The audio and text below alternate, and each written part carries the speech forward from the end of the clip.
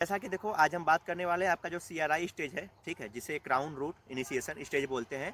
तो वो क्यों इम्पॉर्टेंट है, कब आती है, कितने दिनों में, और इस पे इरिगेशन क्यों इम्पॉर्टेंट है, और अगर नहीं देते हैं तो हमको क्या क्या इसमें हार्मफुल इन्फेक्ट जो है कि अपने क्रॉप में यील्ड में देखना पड़ेगा। तो आओ बात करते हैं। तो जैसा कि देख पा रहे हो ये अपना पूरा जो फील्ड है ना, ये फार्म अपने CSC यूनिवर्सिटी का है। तो जानते होंगे कि मैं as a BSc agriculture student और यहाँ अपने CSC यूनिवर्सिटी में हूँ अभी सेकेंड ईयर में। तो देखो ये हम लोग का फील्ड है और इसमें देखो हम लोगों ने अपनी वीट की सोइंग हो चुकी है। तो इसकी जो सोइंग हुई है ये वैरायटी है K1317 जो कि अपने CSC यूनिवर्सिटी की है, ठीक है। तो अभी फिलहाल देखो इसकी जो सोइंग हुई है वो हुई है 17 तारीख को, 17 दिसंबर को, और आज डेट है 29 दिसंबर।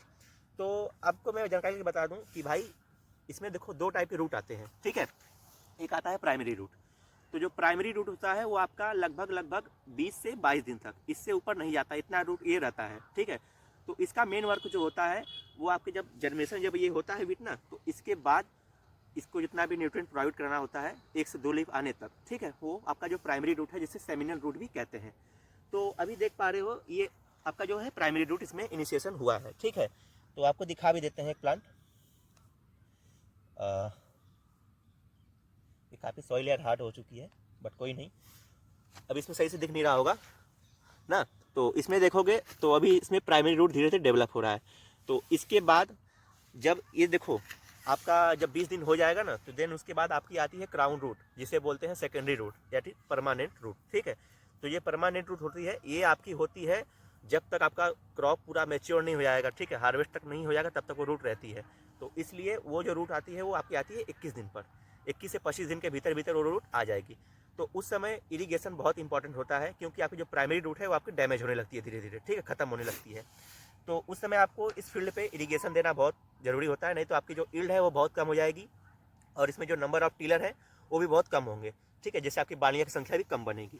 तो आज देखो सबसे मेन लक्षण उसका होता है आपके CRI स्टेज का, कि जो आपकी CRI स्टेज जो क्राउन रूट होती है ना, सेकेंडरी रूट, वो आपकी जो सीड होता है, जो सोइंग हुआ होता है, उसके सीड के ऊपर और जो सॉइल है उसके जस्ट एकदम नीचे, ठीक है, वहाँ पे वो आती है। आपको अगर ध्यान से अपने फील्ड में देखोगे तो दो रूट आपको हल्की हल्की दिखेगी, ठीक है, कुछ बाल जैसे फैले हुए दिखेंगे, तो वो होती है सेकेंडरी रूट, ठीक है, CRI जिसे क्राउन रूट बोलते हैं।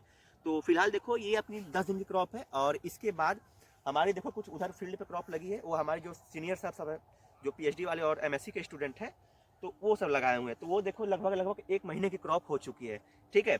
तो उसमें आपकी CRI स्टेज भी आ चुकी है, ठीक। तो इतना ही था, और आप लोग प्लीज़ थोड़ा सा इसको ध्यान से देखना और अपने फील्ड में अपने समय से इरिगेशन दो, नहीं तो आपकी भी यील्ड जो है कि डाउन हो सकती है, ठीक।